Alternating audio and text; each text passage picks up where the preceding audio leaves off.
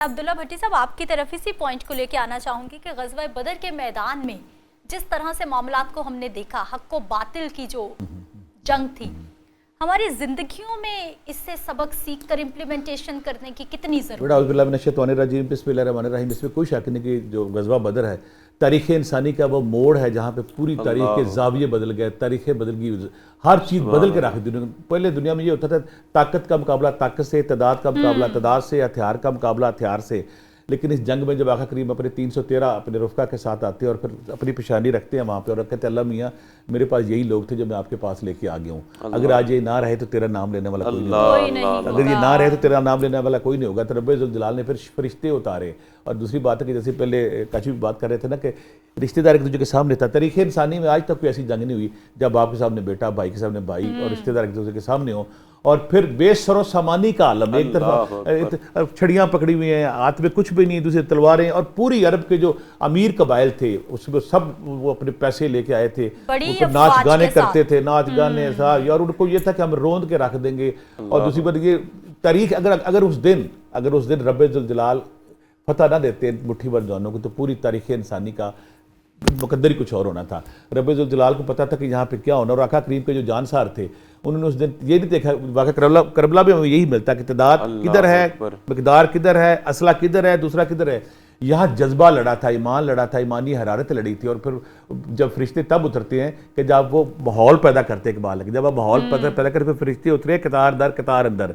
ہمیں آج کے معاشرے بیٹا جو آپ نے بات کی نا، آج کے معاشرے میں جیسے ہم دیکھتے ہیں ایران کے حوالے سے ہم دیکھتے ہیں، ایران نے یہی جذبہ، یہی جوش، یہی ولولہ، یہی ایمانی حرارت شو کیا ہے کہ پوری دنیا جب امریکہ کے سامنے بھیگی بلی بنی ہوئی ہے، پوری دنیا جب عرب کے سارے ملک جو ہیں اسرائیل کے سامنے بھیگی بلی بن کے بیٹھے ہوئے ہیں، تو سارے کہتے ہیں اسلحے کے زور پہ تگڑا، اس کا آئرن ڈوم تگڑا، اس کا ڈیفنس سسٹم تگڑا، اس کے بیری بیڑے تگڑے۔ لیکن جب یہاں دیکھیں نا دنیا، جب ان کے سب سے بڑے راہبر آیت اللہ خامنئی صاحب کو شہید کیا گیا، آیت اللہ سستانی صاحب، یہ دو اہل تشیع ہمارے بھائیوں کے سب سے بڑے لوگ ہیں، اور اس اتنے بڑے حادثے یا اتنی بڑی شہادت کے بعد بھی ان کے جذبہ ایمان میں ذرا رائی کے برابر لغزش نہیں آئی۔ اگر ہم آج کی زندگی میں دیکھتے ہیں نا اس جذبے کو جو ہم نے بدر میں دیکھا، بعد میں کربلا میں دیکھا، تو آج کے دور میں یہ ماننا پڑے گا، سچ بات ہے کہ ایران ہمیں وہ جذبہ، وہ جوش، وہ ہمت، وہ اظہار ہے۔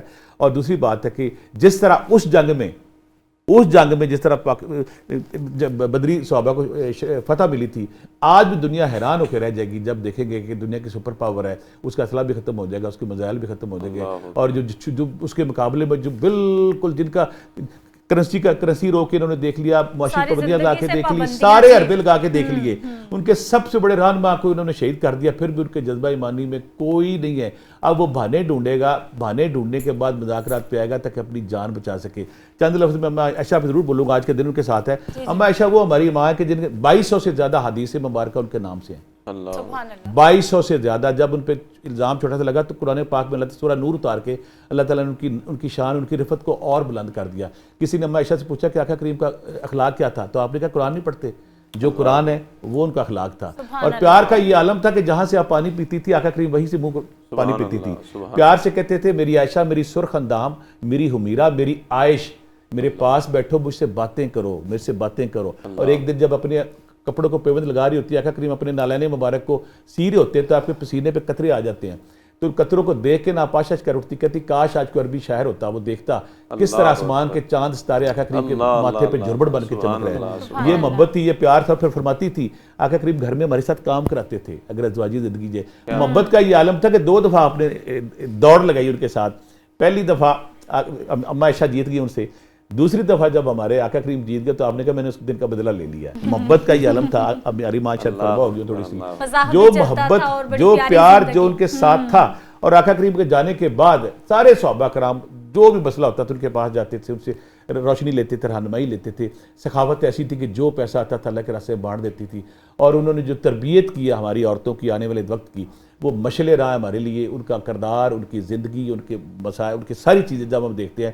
جب اماں خدیجہ دنیا سے چلی جاتی ہے نا تو آقا کریم پریشان ہوتے ہیں، گھر میں آتے ہیں، ننھی سیدہ زہرا کو دیکھ کے پریشان ہوتے تھے۔ ایک دن ان کی جو بڑی سالی نا خولہ بنت خویلد، وہ کہتی کہ یا رسول اللہ اب آپ شادی کر لیں، یہ بچی معصوم ہے، کیسے گھر میں؟ تو پھر آپ نے کہا کہ 2 عورتیں حضرت سودا یا حضرت عائشہ ہیں، تو آپ نے کہا کہ دونوں سے بات کرو جا کے۔ تو جب حضرت ابوبکر صدیق رضی اللہ تعالیٰ تک بات پہنچی تو انہوں نے کہا کہ وہ تو میرا بھائی ہے، اس وقت عرب کا کلچر تھا کہ منہ بولے بھائی کی بیٹی سے شادی نہیں کرتے. آقا کریم نے کہا نہیں, میں نے اس رسم کو بھی توڑنا ہے. صحیح. حضرت بکر صدیق فرمانے لگے کہ کیا وہ میرے دینی بھائی ہیں, کیا میری بیٹی, ان کا آقا کریم نے فرمایا نہیں, شریعت اس کی کوئی نہیں دیتی. اگر منہ بولا سگا بھائی تو اور بات ہے, یہ جائز ہے. تو آپ نے کہا پھر اس سے بڑی سعادت والی بات کوئی نہیں. بہت سارے لوگ الزام لگاتے ہیں کہ 9 سال 6 سال. نو, جب آپ کا نکاح ہوا آپ کی عمر 15 سال تھی, ہجرت ہوگی, ہجرت کے بعد پھر 19 سال یا 18 سال کی عمر میں آپ کی رخصتی ہوئی, اور پھر آپ نے شاندار زندگی گزاری. ہمارے لیے ہماری ماں مشعل راہ ہیں, ہمیں ان کو مشعل راہ کے طور پہ لینا چاہیے, اور اپنی زندگیوں کو, اپنی آج کی عورت کو ان کے سیرت کے مطابق زندگی گزارنی چاہیے,